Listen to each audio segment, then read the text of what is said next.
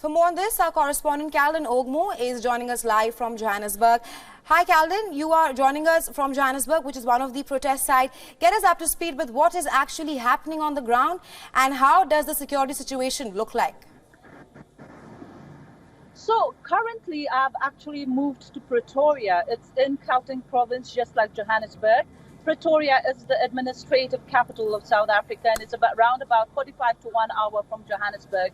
Pretoria is also one of the hotspots for the protest that is planned by EFF today. You can see behind me for yourself, large number of army has been deployed. We've seen police presence everywhere in around this area. However, we haven't seen any protesters as of now, and that is kind of a bit of a shocking, considering that there were a number of students that protested in Braamfontein, in Johannesburg, in my previous location, throughout the night, and even in other parts of the country. Police this morning actually updated, saying there's an updated number. 75 people have been arrested so far since last night. Now, remember, as you mentioned in your intro, this national shutdown has been initiated by South Africa's third largest party, that's the Economic Freedom Fighters, the EFF. They've done this saying that, they are fed up of the current state of the country. They want Ramaphosa to step down immediately. They said they are calling for the stop to load shedding. The rolling blackout that the country is currently going through, and also high level of crime due to high unemployment rate, as they say. But this national shutdown has not been accepted by all. The government definitely has condemned this, saying, EFF is just doing this as one of the political tools. They say, it is enshrined in the Constitution of South Africa. Every citizen can protest, provided it's peaceful. Most of the people are expecting this protest to be very violent. They fear that this might be a repeat of what happened in July 2021, where there was looting. More than 350 people died, and it cost South Africa economy billions of rand. But today, as of now, where I'm situated here, if I can just move out of the frame a bit, I've seen only deployment of these armies. Now, remember, President has announced that about more than 3,000 military has been deployed to take charge of the situation.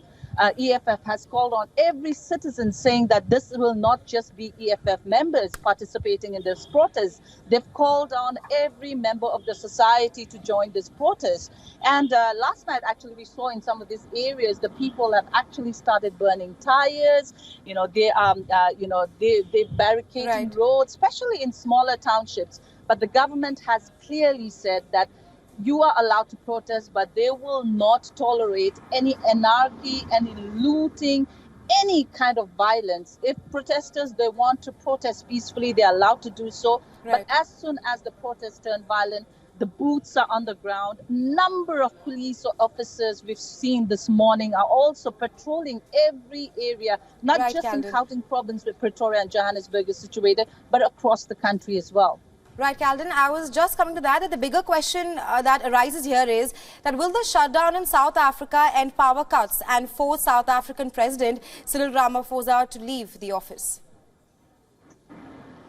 Calls for President Cyril Ramaphosa to step down hasn't been called just by EFF. There's been other opposition parties also calling for Ramaphosa to step down, not just for the current power cuts that's going on, but also for the allegations of corruption in his Falafala Farmgate scandals. There's been a lot of court cases. In fact, even today, there's a court case. A number of political parties, civil organizations have taken government to the court to address the current country's blackouts. So calls for Ramaphosa to step down has not started last night or today. This call for him to step down has been going on for quite a few months now. You saw last year when the ANC went on to the conference, that was the time, people thought he might address something. But because Ramaphosa got re-elected in the ANC conference, as a president of the country, then people were sure that he is here to stay. He will not step down anytime soon. he said time and again, he has reiterated that the country is going through a lot. The government is taking every measures possible to address this electricity issue. In fact, just recently, actually, Ramaphosa introduced a new portfolio in his cabinet, saying Minister of Electricity has been introduced just to take charge of the country's rolling blackouts. We've seen, actually, I don't know whether it's coincident or what, but in the last few days since the EFF has called for this national shutdown, the country hasn't been experiencing much of power cuts. In fact, yesterday it was the first day since, and this year I can confidently say that the country did not experience any load shedding. Even today, there's been no schedule for load shedding. So people are actually on social media debating, is this what the country has to do in order for the government to just provide a simple service delivery, just as electricity? Should there be more violent protests? Should people announce protests time and again? And by the way, this is not the first protest that the country is going to see. There has been several other protests called in by civil organizations, concerned citizens throughout the year, even last year. But this EFF national shutdown, which everybody fears, EFF is, like I mentioned earlier, is the third largest political party, but they are known for taking out number of people, thousands of people on the street. We've seen their protests earlier, and they are known for taking out large number of people on the streets. So maybe as the day progresses, we will see more people picketing wherever they can, because remember, there is not a specific places where people will be picketing. Even the EFF leader himself did not mention, unlike the other protests where they do mention where they are gathering, how many people will be gathering. He did not mention. He said people are going to be everywhere. This is Union Building. They said people are going to be here. They are going to be in Joburg.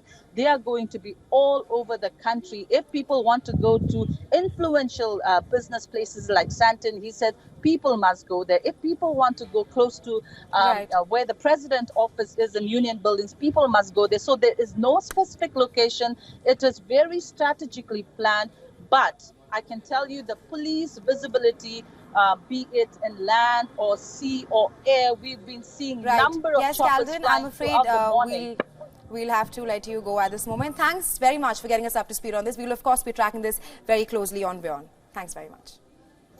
WION is now available in your country. Download the app now and get all the news on the move.